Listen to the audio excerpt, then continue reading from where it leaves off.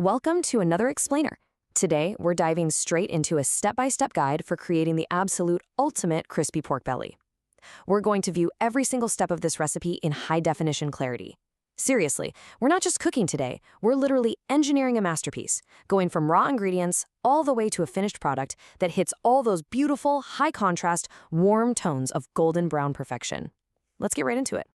So here's our roadmap for today. We'll start with defining the perfect pork belly, go over the exact ingredients and precision prep, dive deep into the science of drying, turn up the heat with roasting, steam, and melting, and finally finish off with searing the final product.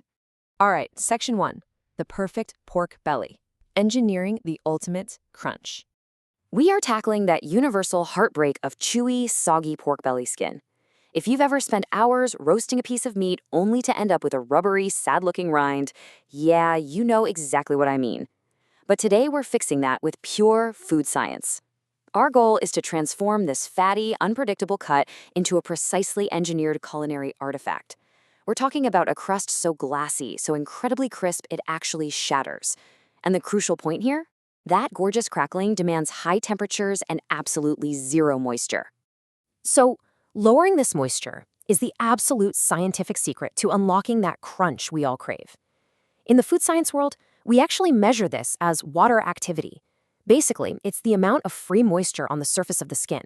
By driving that water activity down below 0.85, we guarantee the skin is going to puff up and shatter under high heat.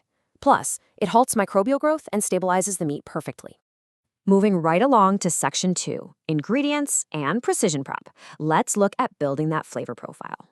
Because before we can manipulate the skin, we have to build an incredibly rich aromatic foundation right into the meat itself.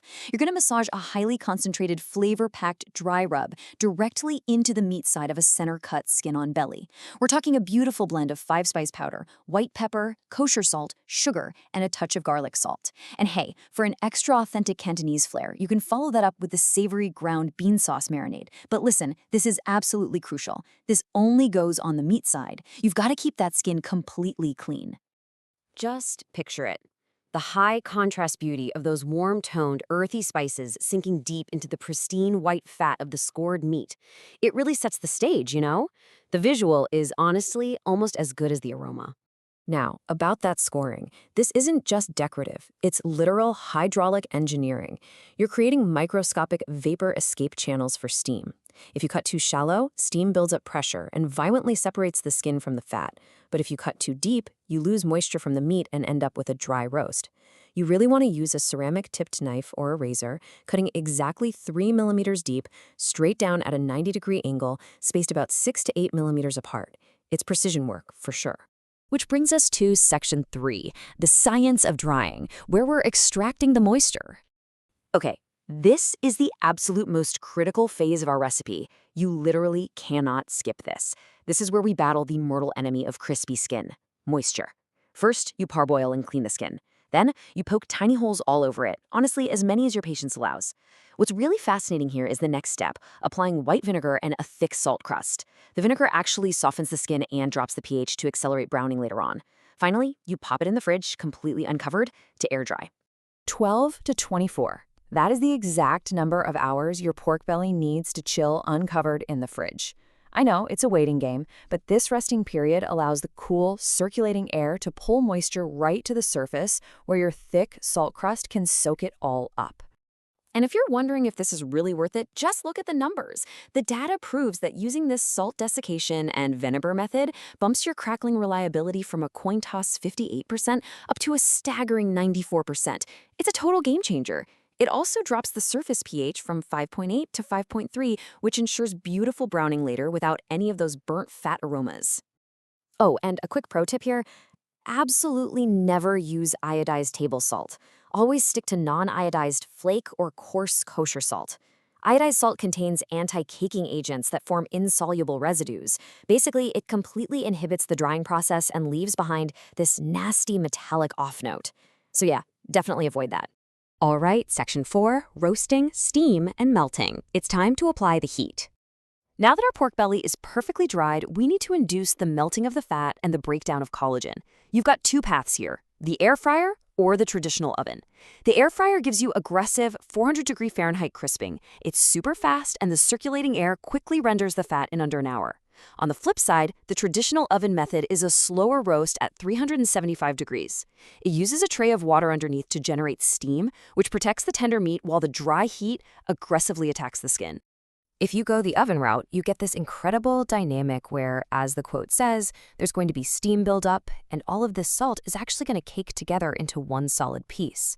The steam literally fuses the salt crust together.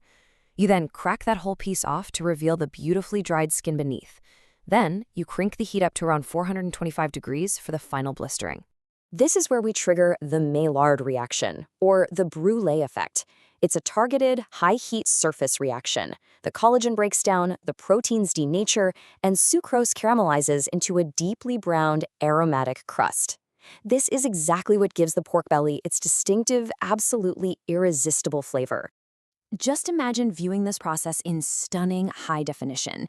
Picture catching those intense wisps of steam rising off the melting fat, the rich, warm tones of the skin as it aggressively bubbles and pops into a high-contrast, perfectly puffy masterpiece. I mean, it's an absolute sensory overload. And finally, Section 5, searing the finished product, the ultimate visual climax. So, you've roasted your pork, and you could stop there, but for the truly adventurous, there is one highly advanced, science-backed step to guarantee absolute perfection, the brûlée technique. You actually chill the cooked belly down to a 50-degree core temperature. Then, you pre-warm your oven, apply a very precise dusting of superfine sugar to the skin, and hit it with a blue cone butane torch for exactly 72 seconds. This blasts away the final 3 to 5% of surface moisture instantly, hitting a service temp of around 470 degrees. But hold your horses, because patience is a huge virtue here. Resting the meat is completely non-negotiable. If you slice it immediately, all the moisture inside leaks straight out onto your cutting board, leaving you with dry meat and a soggy, ruined crust. But if you let it rest for just 1 hour, that moisture redistributes perfectly inside the meat, keeping it unbelievably tender and juicy while preserving that hard-earned crunch. So, now you have to ask yourself, how do you plan to serve your newly minted, HD, high-contrast culinary masterpiece? Are you going to pair it with coconut rice? Maybe toss it in a sweet and salty Thai stir-fry? Or, let's be honest, are you just going to eat it straight off the cutting board? Because once you've engineered this, you have the absolute perfect protein. Just visualize it with me. A heavy, nice, searing right through that glassy, shatteringly crisp skin, releasing one final beautiful wisp of steam. It's the ultimate completion of our sensory journey. That crunch alone is just so incredibly satisfying. It's the literal culmination of all our water activity management, our precise scoring, and our high-heat engineering. We've used serious food science today to conquer the perfect crispy pork belly. But it makes you wonder, what other notoriously difficult dishes can we engineer into perfection next? Thanks so much for joining me on this explainer. I'll leave you to ponder what other culinary mysteries we can solve with just a little bit of science and structure. Until next time.